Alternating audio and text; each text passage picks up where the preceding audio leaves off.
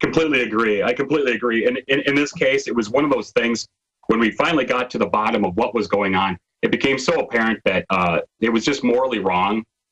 It was inconsistent with just about everything you could possibly think to believe about what this society in this country is supposed to be about. So it was really kind of a simple choice to resist in this case. But yeah, I mean, the interesting thing about it, and I'm sure you're not surprised, or your listeners are not surprised, that, you know, I've been emailed and spoken to by so many different people and artists and designers out there that have really sort of, it was actually somewhat astonishing to me that how many people said, boy, man, I could never do that. Or I'm just going to kind of wait and see what happens with your case and this kind of stuff. And I just really, it was surprising to me because the cowardice was surprising. Well, a little bit, I guess. You know, I grew up in a way that this sort of thing, that a question like this, and I'm not naive about the consequences that could have happened. I guess I hear about that a lot. But, you know, I was a little bit surprised that people were so reticent to sort of take a stand on this. Now, that's contrasted, of course, by the amazing support of other people. I mean, the amount of people that purchased this shirt, looking at the shirts and saying, you know what, I want to wear that as a piece of civil disobedience. People that sent great emails, you know, letters to the editor, all this kind of stuff. Exactly, but it's still shocking in the artist community that they're saying, oh, I'm worried about consequences. They better be worried about the consequence of us all self-muzzling ourselves. That will ensure a nightmare takeover, because there's always corrupt people that want to take over the vacuum if good people do nothing. Don't they understand that? Don't people understand that if you give the field to whoever will take it, if good people think that being good is submitting to the biggest bully, what happens? Yeah, it's startling. You know, it's startling to think that many people do, and it's, you know, that's where a little bit of my that were some of the toughest times when I started to get some of those emails and things from other designers, artists, because in a big way, I think that's, you know, if you're taking your art seriously and things like that, yeah, you're really challenging sort of the world. You're impressing upon the world your sort of views and things, and mixing yourself with the world and pushing back on things. So, you know, art and design and all these things are all sort of a subjective thing, but I think it's really important to sort of to put your stamp on the world and something like this. Absolutely, and just like Shepard Fairey has had so many people kind of be influenced by him, the greatest form of flattery is imitation or augmentation. I see our artwork and your artwork and others being mirrored now and picked up by others, and they're changing it and making it better or different. This is the essence of Renaissance, the essence of true influence. And how do you defeat tyrants? You make art. Yeah, you make art. You know, one of my favorite things, which I could show you the poster, you know, it's by Mark Twain. It says, "Irreverence is the champion of liberty and its only defense." And part of that irreverence, part of that beauty in life, is to create and to challenge the world around you and to build the world around you. And art is a huge part of that. And I think it's an amazing part of, there's so much going on in terms of the patriot movements and in terms of liberty and everything like that. But I love to see that art is starting to take its place in dealing with, you know, freedom and liberty. So, well, Dan McCall, I've been meaning to do this, but I've been so busy. I've been meaning to call you and talk to you about maybe collaborating on some things in the future. LibertyManiacs.com. You're one of the best artists out there, and you really communicate things in such a clear and present way. God bless you, and we're glad you had this victory for all of us for free speech against the NSA. We're glad that Ben Swann has also been helping you out as well. Dan, I really look forward to talking to you again, brother. Anything else you'd like to add? Oh, just thanks so much for having me on. Stop on by the site, anyone that wants to check out some of the new stuff that's coming out. We finally had the victory where the website that was had problems with the government, we finally got to post those new products today. The letters were all sent, so we're happy to post those up, and just check us out at LibertyManiacs.com and see what you think. All right, thank you so much, Dan. Yeah, folks, don't forget, we're not allowed to sell Obama deception for 6 years on Google Shopping Cart. You know, people say, why use Google? Well, it has a big platform. We have a bunch of shopping carts, and you go there, you get more sales, you reach more people being on their system. Their search engines don't block you. So we were trying, and we had a shopping cart as we're selling stuff. We put it up there, and they said, this is racist because you criticize Obama, and they took our shopping cart away. And that was in the news. And we've had other stuff taken from us. And, you know, we didn't get around to suing because we're so busy. But this guy did, and we're glad he sued and won. But he had his website, his shopping cart taken down because the government threatened his shopping cart.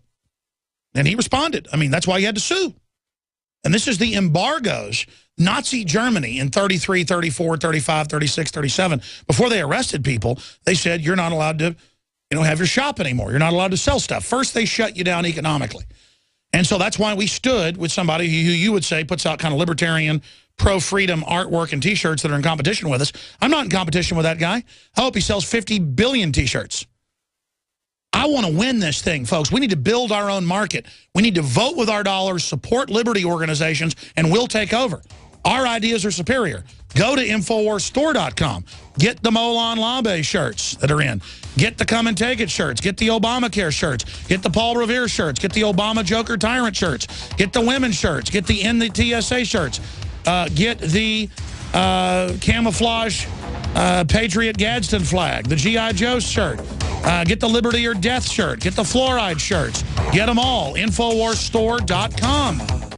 Let's go ahead and go to your phone calls. Mark's been holding a long time. I appreciate it. And then Dwayne, Gabe, and Colin, and then Captain America and others. Toll-free number, first-time callers, 800-259-9231. Let's go ahead and go to Mark in Texas. Mark, you're on the air. Thanks for holding. Hi, Alex. Do you hear me just fine? Yes, sir. Okay, well, first I'd like to say I am an American citizen, and I do own a big, scary assault weapon, and it has yet to kill anybody. Well, they just had 33 killed in China by guys with knives. I mean, shouldn't we ban knives because they come out of their blocks at night and sneak out and hurt people? Well, so I think guns are scarier, though.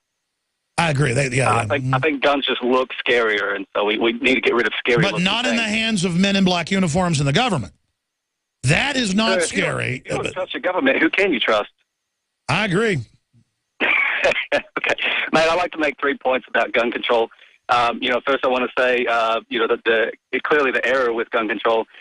Second, what we can do about it. And third, what I am going to do about it. But I want to be clear. I'm going to let you say this, but there is not and I know it's an error for the general public, but the establishment wants disarmed slaves, monopoly of force.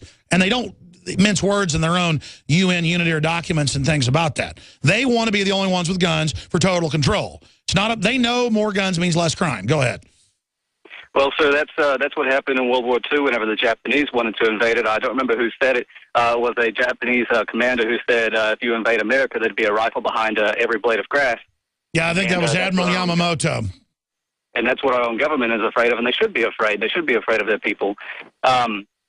Now, what the first problem with gun control is that we can regulate that state by state. If there's a federal law that regulates guns, we can override or nullify that within our state. I agree, and that's why the feds get on the news and say, there is no states' rights. States don't exist. And Obamacare lowers your costs, and Alex is not on the radio.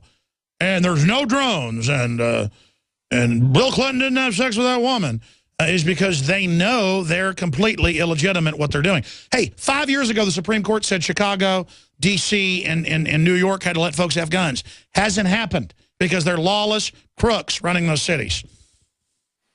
Well, there's plenty of states that are waking up and actually nullifying and overturning laws past, present, and future. In Texas, of course, they're going to nullify laws after a certain date. In some states, they're going to nullify all laws that violate that right, past, present, and future. No, I know. Liberty is rising. It's a beautiful thing.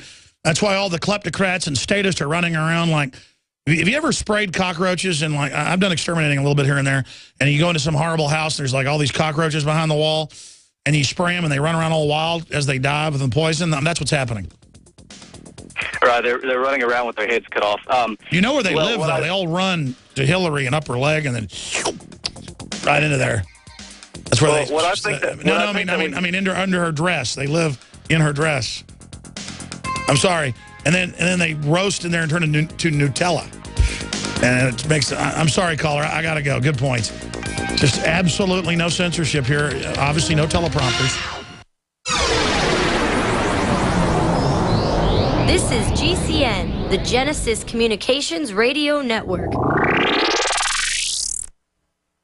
Hi, folks. Alex Jones here with some important information. I want to tell you about Matt Redhawk and his team of patriots over at My Patriot Supply. Several years ago, Matt was sitting in his 2-bedroom apartment, frustrated with the direction this country was headed and the charlatans willing to sell us out for a quick buck. Deciding to take action, a company run by patriots for patriots was born. My Patriot Supply has never taken a loan or accepted outside funding. They now operate 2 distribution facilities and employ over 50 hardworking American men and women. It is rare to find companies who practice what they preach. And that's why I stock my pantry with high-quality storable foods from My Patriot Supply. Go to mypatriotsupply.com/Alex today for special offers on emergency food storage, or call their preparedness specialist at 866-229-0927. That's 866-229-0927. Do business with someone who shares your values. mypatriotsupply.com/Alex.